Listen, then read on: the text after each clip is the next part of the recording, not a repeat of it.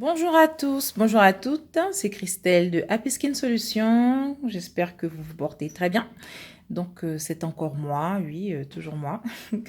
Voilà, je suis de retour encore avec une nouvelle vidéo tutoriel. Cette fois-ci, je vous montre comment réaliser son huile éclaircissante chez vous à la maison.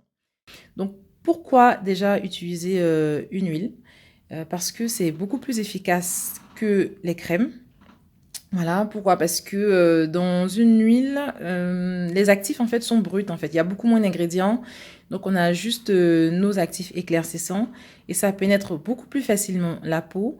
Donc ça donne des meilleurs résultats qu'avec une crème où vous avez de multiples ingrédients qui peuvent empêcher la pénétration du produit dans la peau, donc avoir forcément des résultats moins bien. Donc, pour vous donner un petit exemple, par exemple, d'effet d'huile éclaircissante. Donc là, je vous présente une photo, là, maintenant que vous voyez à l'écran. Alors, il s'agit d'une de mes clientes test. Alors, pour tout vous dire, c'est ma petite sœur, hein, voilà, la petite histoire. Donc, qui a testé, en fait, l'huile éclaircissante pour un mix, voilà, qu'on avait décidé de, voilà, d'essayer. Donc ça, c'était la version huile. Donc vous voyez, c'est son avant et puis son après, après environ 2 semaines. Donc vous voyez qu'elle avait déjà de très très beaux résultats. Ensuite, on a changé la formule. En fait, on est passé à une formule crème. C'est-à-dire qu'avec les mêmes ingrédients, mais dans une crème. Et comme vous pouvez le constater, le teint est devenu un peu plus terne. Voilà, les résultats étaient moins intéressants. Donc vraiment, ça m'a mené vraiment à penser que voilà, l'huile est vraiment, c'est vraiment meilleur que les crèmes. Donc voilà, donc ceci étant dit, attends, je vais vous montrer un petit peu à quoi ça ressemble quand c'est prêt. Une huile éclaircissante de ma composition, bien sûr. Donc vous voyez, ça a cette texture là à peu près. Donc si vous voyez, donc vous voyez, ça a vraiment un aspect d'huile. Alors c'est pas de l'huile, hein. C'est pas c'est pas une huile végétale. Donc je vais vous expliquer tout de suite comment on fait ça. Donc, que faut-il pour réaliser son huile éclaircissante? Alors déjà, il vous faut des poudres éclaircissantes ou un liquide éclaircissant, c'est-à-dire vos actifs. Donc vous avez le choix entre différents actifs, hein. Il y a de l'acide kojique, il y a du glutathion, il y a de l'arbutine. Voilà, c'est-à-dire que vous avez le choix entre différents actifs que vous pouvez utiliser pour faire votre préparation. Donc on va y revenir là dans quelques instants. Donc à côté des actifs éclaircissants, il vous faut un solvant, c'est-à-dire le solvant qui va servir en fait d'huile. Donc vous avez le choix entre le propylène glycol et on a le propandiol. Alors c'est soit l'un, soit l'autre. Alors moi je vous conseille, alors déjà avant de conseiller quoi que ce soit, j'explique un petit peu, c'est-à-dire ces solvants-là vont servir en fait à dissoudre les actifs éclaircissants. Donc c'est dedans qu'on va les dissoudre afin de fabriquer l'huile. Donc c'est des actifs, en fait, c'est des solvants, ils ont un aspect d'huile en fait. C'est ce qui fait qu'on a l'impression que c'est une huile, mais en fait ce ne sont pas des huiles du tout. Ce sont juste des solvants qui ont une apparence, qui ont une texture visqueuse comme de l'huile. Donc par abus de langage, on dit huile. Ensuite, entre les deux, propylène glycol et propandiol, j'ai mis les deux parce que vous avez le choix entre les deux. Moi, je vous conseille en fait d'utiliser du propandiol qui fonctionne exactement comme du propylène glycol, mais qui est 100% naturel, donc qui ne va pas provoquer d'irritation sur la peau ou bien des allergies, comparé au propylène glycol qui est d'origine, qui est fait à base de pétrole en fait, hein, je crois, et qu'on utilise comme solvant, mais qui peut provoquer des petites réactions sur la peau pour les personnes qui ont la peau sensible, par exemple. Donc l'idéal, en fait, c'est d'utiliser du propandiol. Le problème, c'est que le propandiol, en fait, il est beaucoup plus rare à trouver que le propylène glycol que vous pouvez trouver sur Amazon et un petit peu partout. Donc vraiment, si vous avez le choix, prenez du propandiol. Vous pourrez l'utiliser tous les jours sans avoir de risque d'allergie ou d'irritation. Alors, je vais vous mettre en bas de la vidéo le lien où moi, je prends en fait mon propandiol. Dans le cas où vous ne pouvez pas avoir accès au propandiol, vous achetez tout simplement du propylène glycol que vous pouvez trouver sur Amazon ou sur eBay. Donc moi, je prends mon propylène glycol chez Mystic Moments. Je vous mettrai aussi le lien en dessous dans la vidéo, en dessous de la vidéo. Ensuite, il vous faut de l'alcool. L'alcool, ça va servir à fluidifier l'huile, c'est-à-dire à rendre la texture beaucoup plus fluide et facile à appliquer sur la peau. Donc, il vous faut de l'alcool. Ici, moi, j'ai de l'alcool surfin dénaturé que j'ai trouvé sur la boutique. Alors, j'arrive jamais à me rappeler. La Folie des Senteurs. Donc, tapez sur Google La Folie des Senteurs. Donc, ils proposent des petites bouteilles de 250 millilitres, je crois environ à 7 ou 8 euros. Et donc, voilà, ça va servir dans la préparation de notre huile. Ça, c'est la formule toute simple, hein. Maintenant, si vous souhaitez faire compliqué, vous pourrez rajouter dans votre lotion, dans votre huile, d'autres ingrédients. Vous pouvez par exemple rajouter un sérum éclaircissant. Par exemple, ici, j'ai un petit sérum là qui s'appelle Sans Tarder. Bon, je ne connais pas trop, voilà, que j'ai reçu en échantillon. Vous pouvez en mettre un petit peu dans votre sérum, dans votre huile pour renforcer les effets, si vous souhaitez. Vous pouvez ajouter aussi d'autres ingrédients. Par exemple, vous pouvez mettre du collagène, hein. Ici, j'ai du collagène qui vient de la boutique Les Utiles de Zinette. Donc voilà, ça c'est vraiment en option. Alors, je fais une petite aparté donc sur les actifs éclaircissants qu'on va utiliser dans l'huile. Alors, il faut savoir que il y a différents types d'actifs éclaircissants et tous ne réagissent pas de la même façon. Ils ont chacun leurs propres propriétés, ils ont chacun leurs particularités. Dans le cadre de la fabrication de l'huile éclaircissante, ce qu'on va faire, c'est dissoudre les actifs dans le propandiol ou dans le propylène glycol, dans le solvant en tout cas qu'on aura choisi. Le problème, c'est qu'il y a des actifs en fait qui se dissolvent très bien dans le propylène glycol et il y en a d'autres en fait qui ne se dissolvent pas du tout. Donc moi je vous donne une petite liste en fait d'actifs et en fonction en fait de la catégorie, on va procéder un petit peu différemment. Alors, les actifs je vais essayer d'afficher la liste voilà, sur la vidéo aussi. Les actifs que vous pouvez dissoudre directement dans le propylène glycol ou dans le propandiol. Il y a la bêta-arbutine, il y a la vitamine B3, il y a la déoxyarbutine, il y a l'acide mandélique aussi, qui est un acide de fruits, l'acide glycolique et l'acide azélaïque. Donc, cette liste-là, il se dissolve directement dans le solvant. Maintenant, il y a des actifs, en fait, on a besoin d'un peu d'eau pour les dissoudre. Donc, ceux-là, ils ne vont pas se dissoudre dans le propylène glycol, donc il faudra ajouter de l'eau. Donc, on verra tout à l'heure pendant la préparation de notre petite recette test, comment est-ce que ça se passe. Donc, ceux qui se dissolvent dans l'eau, il y a l'acide kojique, il y a l'alpha-arbutine, il y a le glutathion, il y a le NAG ou N-acétylglucosamine. Donc là, c'est une petite liste, hein. Alors, je vais vous montrer en vidéo. Donc, je fais un petit test hein, pour vous montrer ce que ça fait quand un actif se dissout dans le propylène glycol. Et quand un actif aussi a besoin d'eau pour être dissous. Donc, à ma droite, j'ai de l'acide kojique blanc. Voilà. Donc, c'est un actif qui a besoin d'eau pour être dissous. Donc, vous allez voir un petit peu quand on va le mettre dans le propylène. Vous allez voir ce que ça donne. Et à ma gauche, j'ai de la bêta-arbutine qui se dissout très bien dans le propylène glycol. Alors, on va commencer avec la bêta-arbutine. Je vais vous expliquer. Donc là, je mets ma petite poudre au bain-marie, en fait, hein. Donc, vous voyez, dans une casserole d'eau chaude, je mets le bol. Comme ça. Et je vais mettre du propylène glycol, tout simplement. Hop. Alors, j'ai pris un bol noir, comme vous voyez, une petite coupe noire, pour que vous puissiez bien voir, en fait, comment ça se passe. Alors, quand un actif se dissout dans le propylène glycol, vous allez voir que le mélange devient comme ça, il est blanc. Vous voyez, c'est le liquide est blanchâtre. Attendez, je fais ça.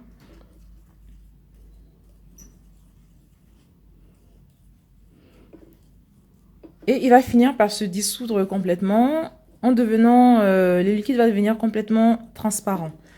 Donc là, on touille hein, quand on remue comme ça. Donc ça, c'est de la bêta-arbutine. Au bout de 2-3 minutes, vous voyez que notre liquide est devenu translucide, c'est-à-dire que l'actif s'est complètement dissous dans le solvant.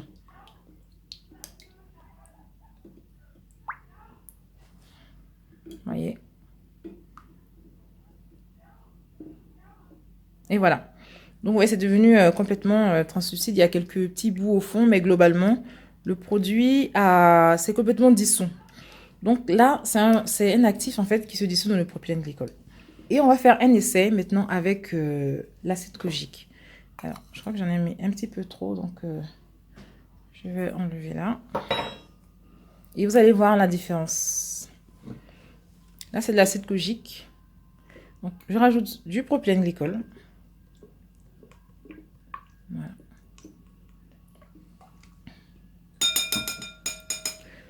Et là, je vais remuer. Vous voyez que c'est blanc aussi, comme tout à l'heure avec la bêta-arbutine. Comme je disais, l'acide kojique, c'est un des actifs qui se dissout, qui a besoin d'eau. Donc, vous allez voir que pour l'acide kojique, par exemple, vous aurez beau tourner, ça ne va jamais devenir transparent. C'est-à-dire que ça ne va jamais se dissoudre. Donc, bon, je ne vais pas le faire pendant 10 minutes non plus, hein, mais juste pour, voilà, pour vous dire un petit peu à quoi ça ressemble, pour vous montrer. Donc, vous voyez que ça reste tout blanc. Donc, ça veut dire que ce n'est pas dissous. Donc, dans ces conditions-là, ce qu'il faut faire, c'est rajouter quelques gouttes, un petit peu d'eau dans le mélange. Pour les actifs comme l'acide kojique, hein. Il y en a d'autres aussi. Donc, on rajoute un petit peu d'eau. Vous voyez, là, j'ai un petit verre, là. Je rajoute un peu d'eau comme ça. Et puis, je remue. Rajouter encore. Voilà. Donc, je vous ai donné une liste d'actifs qui se dissolvent dans le propylène glycol. Et puis, il y en a qui se dissolvent dans l'eau. La liste n'est pas forcément complète, hein. Donc, si vous avez un actif que vous ne connaissez pas, vous pouvez tester en fait la dissolution. Et puis, en fonction de comment ça se comporte en fait au bain-marie, vous saurez si ça se dissout dans l'eau ou bien si ça se dissout dans le propylène glycol. Donc là, vous voyez, j'ai ajouté un petit peu d'eau. Et vous voyez que maintenant, là, c'est en train de se dissoudre. Et donc voilà. Alors, c'est important, ça paraît comme ça un peu beaucoup, un peu lourd. Mais c'est important en fait de savoir comment ça fonctionne avant de faire votre recette. Ça va vous éviter de rater votre recette avec des actifs qui ne sont pas du tout dissous ou d'avoir des grains en fait dans votre huile. Donc vous voyez que là maintenant, on a fini. L'acide kojique est complètement dissous parce qu'on a rajouté un petit peu d'eau. Donc voilà, ça c'était pour la petite démonstration. On va passer donc maintenant, je vais vous montrer une recette, faire un exemple de recette pour que vous voyez un petit peu à quoi ressemble le produit final. Alors donc, on va faire une petite recette, hein, vite fait, d'une huile éclaircissante. Donc, pour cette recette, je vais utiliser un actif qui se dissout dans le propylène glycol et un actif qui se dissout dans l'eau pour les mettre ensemble afin que vous voyez un peu comment ça se passe. Donc, on va faire 250 ml d'huile éclaircissante. Et donc, pour ça, on va avoir besoin de propylène glycol ou de propandiol. Donc, moi, je vais utiliser du propandiol. Donc, vous utilisez, si vous voulez faire la recette, vous pouvez utiliser un verre de solvant. Donc un verre, mais pas rempli à ras-bord, hein, juste voilà, remplir aux 3/4, pas trop, faut pas déborder, voilà, juste comme ça, c'est suffisant. Donc je vous montre comme ça. On a toujours un bain-marie, toujours, hein, parce que c'est ce qui nous sert vraiment pour dissoudre des actifs. Il faut de la chaleur. Ne mettez pas le feu très fort, mettez à feu doux, c'est amplement suffisant, sinon les actifs seront complètement abîmés au bout de quelques minutes. Donc là, je verse mon solvant, le propylène glycol, dans mon bol au bain-marie. Ensuite, je mets mes actifs. Donc, je vais utiliser de la bêta-arbutine. Vous mettez une cuillerée et demie, comme ça. Vous voyez, une cuillerée bombée, voilà. Une cuillère ou une cuillère et demie. Alors, moi, je vais mettre une cuillère et demie à peu près. Donc, vous voyez. Alors. Donc, on va... Vous pouvez mettre les deux poudres en même temps. Alors, moi, j'essaie de faire arbutine et acide kojique. Donc, vous pouvez faire les deux en même temps, mais c'est bien aussi de faire progressivement. Donc, là, on va dissoudre déjà arbutine. Hein. Donc, vous voyez, c'est blanc. Hein, et là, à la fin, ça va devenir transparent. Donc, voilà, vous remarquez que au bout de quelques minutes, c'est bon. Le liquide... Enfin, la bêta-arbutine est complètement, quasiment dissoute. Hein. Donc, vous voyez là. Et là, maintenant, je vais rajouter mon acide kojique.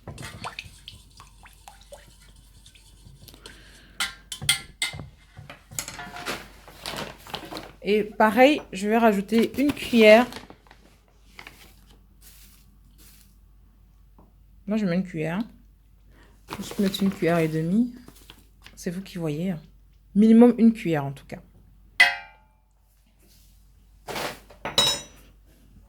Et là, on mélange.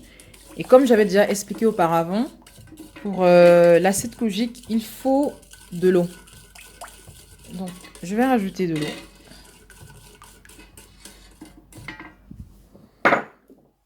Rajouter un petit peu d'eau pour le mélange.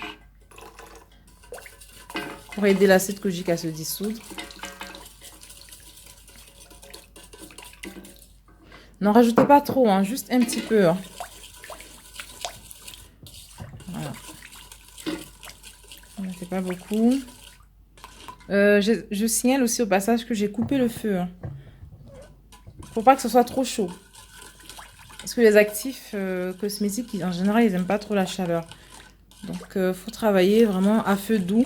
Et si vous sentez que c'est trop chaud, vous voyez de la vapeur qui s'échappe, coupez juste le feu. Hein. Sinon, ça va cuire carrément les actifs. L'idée, ce n'est pas d'avoir de l'acide kojique bouilli, c'est d'avoir de l'acide kojique qui va éclaircir. Donc, vous voyez là, le mélange est devenu complètement translucide. Donc, voilà, nous avons notre mélange d'actifs dissous dans le solvant ou l'huile, hein, le propylène glycol ou le propandiol, hein, comme j'avais déjà expliqué. Donc voilà, là c'est complètement dissous, complètement translucide. Ce qu'on fait maintenant, pour la suite de la recette, on va ajouter de l'alcool. C'est-à-dire l'alcool qui va servir à fluidifier le mélange, qui va rendre la texture beaucoup plus agréable à l'application. Et qui va permettre aussi de bien faire pénétrer le produit dans la peau. Donc on met 7 cuillerées à soupe dans le mélange, comme ça. Voilà. Donc, avec ça, on a quelque chose d'assez fluide. Donc, qui va s'appliquer facilement. Et puis aussi, l'alcool, ça permet aussi de diluer certains actifs. Donc, s'il y avait par exemple des grains qui étaient au fond, ça peut aider aussi à dissoudre en fait les derniers petits grains restés au fond du bol. Alors, moi, j'ai mis 7 cuillerées à soupe d'alcool. Mais si vous trouvez que la texture est encore trop poisseuse ou trop collante sur la peau, rien ne vous empêche de rajouter encore quelques cuillerées à soupe d'alcool. Voilà, c'est vraiment à votre convenance. Donc voilà, une fois qu'on a notre mélange d'alcool, de propylène glycol ou de propandiol et de nos actifs éclaircissants, on peut embouteiller déjà hein, et puis utiliser notre huile. Alors, pour celles qui souhaitent, elles peuvent rajouter d'autres ingrédients, comme j'avais déjà dit un petit peu au départ. Donc, par exemple, là, moi, j'ai mon petit sérum, là, par exemple, je peux en mettre un petit peu, comme ça. Voilà. Alors, c'est vraiment vous qui voyez, hein. Je peux mettre aussi, par exemple, là j'ai du collagène, hein, je peux en mettre un petit peu. Hop. Le collagène a des effets réparateurs sur la peau, hein, donc je rappelle, donc là je mets un petit peu de collagène. Je remue. Et aussi, si jamais vous utilisez un actif qui se dissout dans l'eau, Ce qui est bien, c'est de rajouter un conservateur, par exemple du Cosgar. Un conservateur, vous mettez quelques gouttes, comme ça, pour éviter que le mélange ne pourrisse en fait, hein, pour éviter le développement des moisissures. Allez, on va y arriver. Donc voilà, une fois qu'on a notre mélange, on embouteille tout simplement. Moi, je vous conseille d'embouteiller votre huile dans une bouteille transparente, comme la mienne ici, hein, vous voyez, translucide. Ça vous permet d'avoir en fait une idée de la limpidité du produit. Alors, il faut savoir que surtout pour les actifs, lorsque vous utilisez un actif qui a besoin d'eau pour la dissolution, le mélange en fait peut s'oxyder. Donc quand ça s'oxyde en fait, ça change de couleur. Le liquide change de couleur. Par exemple, vous voyez ici, c'est un petit mélange que j'avais fait à base de glutathion et qui s'est oxydé en fait au bout de 3 semaines. Donc quand vous avez votre mélange dans une bouteille translucide, ça vous permet de contrôler en fait la couleur de votre huile. Comme ça, si vous voyez que ça change de couleur, vous savez que le produit est en train de se gâter. Soit vous l'utilisez rapidement, soit vous préparez un autre batch. Donc voilà, on a ici notre huile, notre recette. Voilà. Alors, je tiens à préciser que moi, j'ai fait cette recette avec de la bêta-arbutéine et de l'acide kojique. Mais vous pouvez utiliser n'importe quel autre actif que vous souhaitez. Si vous souhaitez utiliser de l'alpha-arbutéine, de l'acide kojique, vous pouvez en mettre 3, vous pouvez en mettre 4. Vous mettez ce qui vous convient dans votre recette. C'est vous qui voyez. Donc voilà, hein, donc c'était la recette de l'huile éclaircissante. Et donc cette huile-là, elle s'utilise comme une pommade, hein, comme une crème. S'applique sur la peau le matin, le soir, comme vous voulez. Comme vous utiliseriez une crème normale. Et ça fonctionne tout aussi bien. Et voilà. Et aussi, je voudrais rajouter une chose très importante, c'est que lorsque vous appliquez une huile éclaircissante, il faut penser à utiliser aussi une crème par-dessus ou en alternance. Parce que les huiles éclaircissantes, en fait, l'huile telle que vous voyez là, ça éclaircit très bien, ça marche très bien, mais par contre, c'est pas du tout hydratant. La peau a besoin d'hydratation pour rester en bonne santé et pour éviter aussi les démangeaisons, voilà. Donc, pensez vraiment à hydrater votre peau avec une lotion. Quand vous appliquez votre huile, vous appliquez par-dessus une crème, que ce soit une crème neutre ou une crème éclaircissante. Ça aussi, c'est vous qui décidez. Mais mettez toujours une crème, soit juste par-dessus l'huile, ou bien alterner le matin, le soir, ou bien selon les journées. Mais pensez vraiment à utiliser aussi une crème hydratante, voilà quoi, pour garder une peau souple et bien hydratée. Donc, j'espère que ma vidéo aura été utile. Donc, si vous avez des questions, n'hésitez pas à les poser juste en dessous de la vidéo. Si vous avez apprécié aussi, hein, n'hésitez pas. Vous pouvez mettre un mot d'appréciation. Moi, ça me fait toujours plaisir. Et puis, donc, je vous dis à une prochaine pour une autre vidéo tutoriel. Et voilà, bonne fin de journée, bonne journée selon l'endroit du globe où vous vous trouvez. Et à très bientôt. Voilà, c'était Christelle de Happy Skin Solutions. À très bientôt. Bye bye.